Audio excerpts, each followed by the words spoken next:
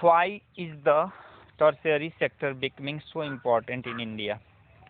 This would be your second video on this chapter, and here we are going to study about the growing importance of the tertiary sector in comparison to the both of the two sectors. यानी कि primary और secondary की तुलना में tertiary sector इतना आगे क्यों जा रहा है, उसके पीछे क्या वजह है। जैसा कि ये रिपीटेड क्वेश्चन है, शायद ही किसी साल एक साल गैप करके आ जाता है। वैसे गैप तो करता नहीं, ऑप्शन में हमेशा रहता है, लेकिन कभी गैप भी कर लेता है। तो ये क्वेश्चन बहुत इम्पोर्टेंट है और इतना आसान है, इतना आसान और इतना सीधा सिंपल है कि आप एक बार सुन करके इसे हमेशा के लिए याद कर सकते हो। तो इसके 4 रीजंस होते हैं कि टर्शियरी सेक्टर इतना इम्पोर्टेंट इंडिया में क्यों होता जा रहा है। जैसा कि आप जानते हैं कि बहुत सारे ऐसे देश जहाँ पे कि जो विकासशील हैं या विकसित हैं, तो उनकी ये रिस्पॉन्सिबिलिटी होती है कि वो अपने देश में इंफ्रास्ट्रक्चर डेवलपमेंट के साथ साथ सर्विसेज डेवलप करें। तो जब सर्विस डेवलप होगा तो जब डेवलप होगा तो कहाँ से मिलेगा हमको, वो सारी सुविधाएं कहाँ से मिलेंगी, गवर्नमेंट देगी।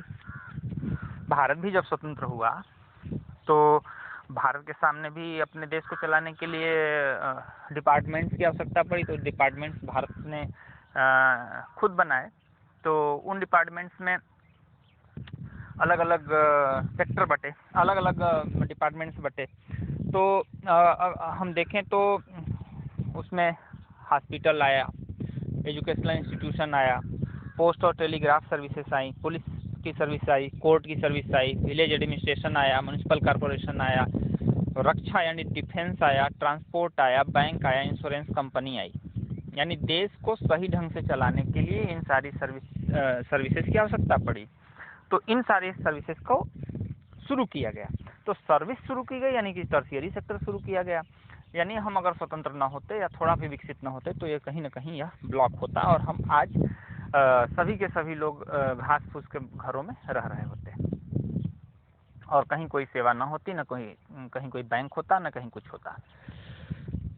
उसी तरीके से अगर हम और आगे बढ़ें तो ये पाते हैं कि ये जो सारी की सारी सर्विसेज हैं, कोई भी विकासशील देश में या विकसित देश में इसे प्रोवाइड करना सरकार की रिस्पॉन्सिबिलिटी मानी जाती है और सरकार अपने रिस्पॉन्सिबिलिटी को पूरा करते करते इन सारी चीज़ों को लोगों को प्रोवाइड करती है।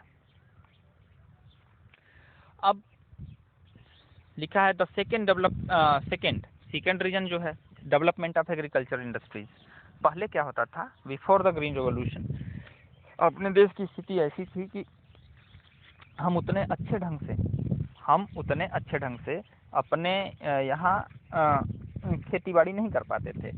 वहीं प्रिमिटिव मेथड्स यूज करते थे खेतीबाड़ी के, और कोशिश ये हमारी रहती थी कि हम किस तरीके से उन सारी चीज़ों को किसी तरीके से जिंदा रहने भर, अपने लिए खाने पीने भर, पेट भरने भर चीज़ों को हम उपजा पाते थे।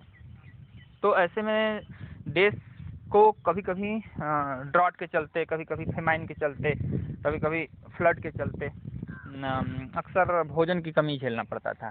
और इस भोजन की कमी को पूरा करने के लिए हमारे सामने एक ही रास्ता था कि हम विदेशों से अनाज उधार लें या खरीदें। तो ऐसे में जब ग्रीन रिवॉल्यूशन आया तो बहुत बड़ा बदलाव देखने को मिला। न सिर्फ आया तो यह ग्रीन रिवॉल्यूशन गेहूं के क्षेत्र में, यानी जो 4 मन गेहूं पैदा होता था वो 32 मन होने लगा, तो 6 से 8 गुना ज़्यादा गेहूं हमारे यहाँ पैदा होने लगा। लेकिन इसी मेथड को, जिसमें कि हमने high yielding varieties of seeds use किए, जिसको ऑन टाइम पानी चाहिए, हमने फर्टिलाइजर्स, इंसेक्टिसाइड, वेजिसाइड, पेस्टिसाइड्स यूज किए,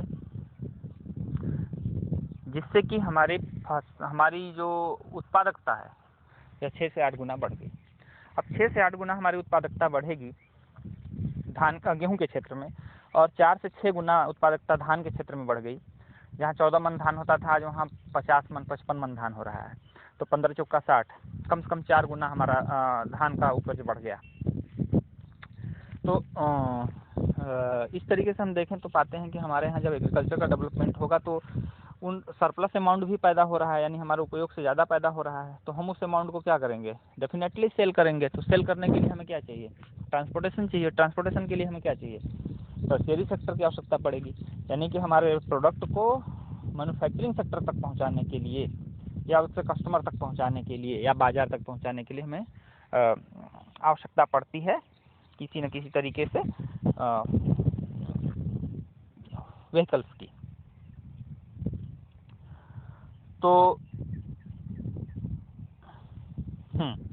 तो हम यहाँ पे देख पा रहे हैं कि greater the development of the primary sector more would be the demand for the such services. यानी कि अब इन सारी चीज़ों को सही सही जगह पे पहुँचाने के लिए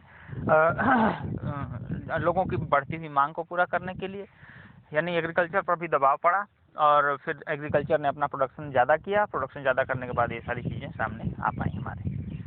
अब जो इसका थर्ड रीजन है, इनकम लेवल जब लोगों का बढ़ा, चाहे वो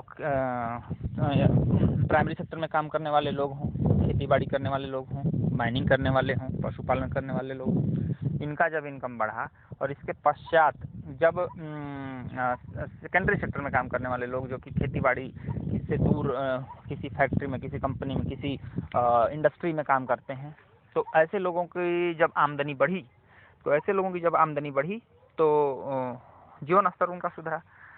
ये लोग अलग अलग तरीके की ज़िंदगी जीने के आदी हो गए, वेस्टर्न कल्चर को अपनाना शुरू कर दिए, तो इनके पहनने का कल्चर बदला, यानी कि ब्रांड की तरफ झुकाव इनका बढ़ा। ये अलग अलग तरीके की सर्विसेज, जैसे कि हफ्ते में 1 दिन, 2 दिन, 4 दिन या रोज़ शाम को बाहर कॉफ़ी पीने जाना, खाना खाने जाना, तो नाइट स्टे करने के लिए कभी कभी घूमने जाना, टूर ट्रैवल टूरिज्म के लिए जाना, तो जहाँ जाएंगे वहाँ पे वो रुकेंगे, खाएंगे पिएंगे, वहाँ की व्हीकल्स यूज करेंगे। फिर बारी आती है शॉपिंग की, खरीदारी की, तो खरीदारी के भी छोटे और बड़े कई ऑप्शन हमारे सामने आए। एक ही छत के नीचे सारी चीज़ें हमें चाहिए, क्योंकि हम भटकना पसंद नहीं करते और हम डिमांड करते हैं कि भाई ये चीज़ें ला कर दो, हमें ला कर के हमें दो, और हमें ये भी हमारे पॉकेट के हिसाब से, हमारे जेब के हिसाब से और हमारे नीड के हिसाब से साइज उसकी अलग अलग होनी चाहिए, ये भी ध्यान रखना है। प्राइवेट हॉस्पिटल्स की भी आवश्यकता पड़ी, क्योंकि हम लाइन में नहीं लगना चाहते, हमें बहुत अच्छी सुविधाएं चाहिए, तो प्राइवेट हॉस्पिटल आया, प्राइवेट स्कूल आया, क्योंकि हमें जो सरकारी विद्यालय है उस ढंग का शिक्षा नहीं दे पाता, इसलिए प्राइवेट स्कूल का आया। प्रोफेशनल ट्रेनिंग, जैसे कि आप जाते हो तो ग्राहक के रूप में आप शहंशाह फील करते हो, और बिजनेस वहीं सफल हो सकता है जो अपने हर एक छोटे मोटे बड़े ग्राहक को शहंशाह फील करवाए। ध्यान से सुनना, ग्राहक शहंशाह होता है और उसे शहंशाह फील कराना पड़ता है। तो बदतमीजी ना हो जाए, कस्टमर हैंडलिंग आ जाए ठीक ढंग से।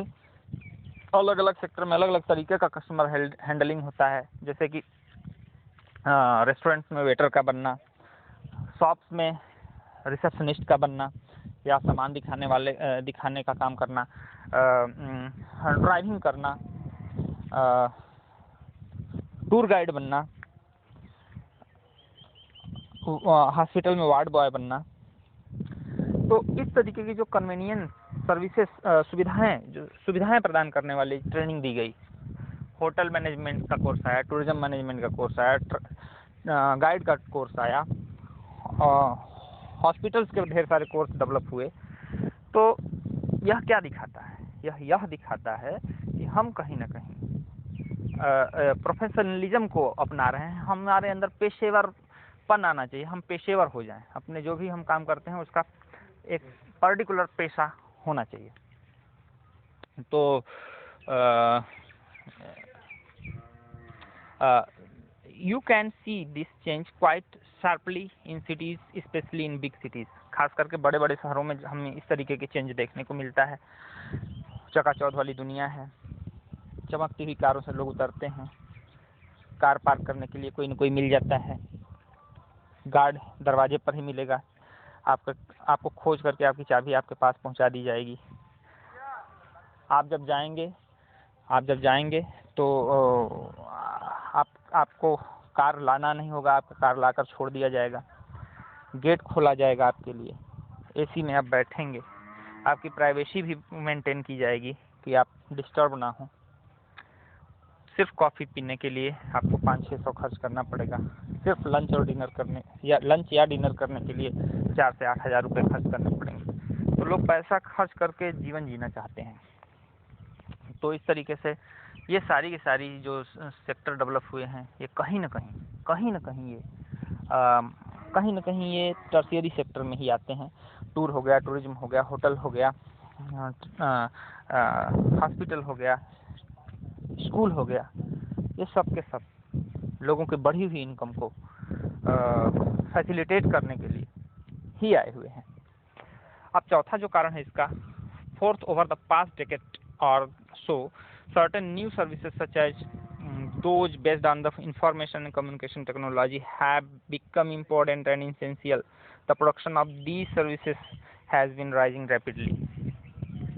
अब जो व्यवस्था आई हुई है, जो तरीके आए हुए हैं, जिससे कि इंफॉर्मेशन टेक्नोलॉजी का डेवलपमेंट जो हुआ है, जैसे कि कम्युनिकेशन का जो डेवलपमेंट हुआ है, तो इंफॉर्मेशन और कम्युनिकेशन का जो डेवलपमेंट हुआ है, यह इंफॉर्मेशन और कम्युनिकेशन का डेवलपमेंट हमें एक अलग ही तरीके की सर्विस प्रोवाइड करता है। जैसे कि mobile operators, dish TV operators, जैसे कि बीपीओ, बिजनेस प्रोसेसिंग आउटपुट। इसमें क्या होता है कि हम जैसे कि कोई कंपनी के रूप में, कोई प्रोडक्ट के रूप में, कोई सर्विस के रूप में हम सामने आते हैं और हम चाहते हैं कि हमारी बिजनेस बहुत दूर तक बढ़े। तो ये बिजनेस दूर तक कैसे बढ़ेगा? जब कोई हमारा प्रचार प्रसार करने वाला होगा, कोई हमसे हमारी बातों को लोगों तक पहुंचाने वाला होगा। तो इस तरीके से बीपीओ वगैरह आ गए, कॉल सेंटर्स आ गए, जहां ईमेल के थ्रू अपने प्रोडक्ट को, लोगों के प्रोडक्ट को बेचा जाता है, टेलीफोन करके लोगों के प्रोडक्ट के बारे में समझाया जाता है। तो इस तरीके से हम देखें तो ये चार वजहें हैं जिसके चलते प्राइमरी और सेकेंडरी से टर्शियरी सेक्टर कुछ ज़्यादा ही आगे निकलता जा रहा है, और यह एक विकास का एक अच्छा प्रतीक भी है।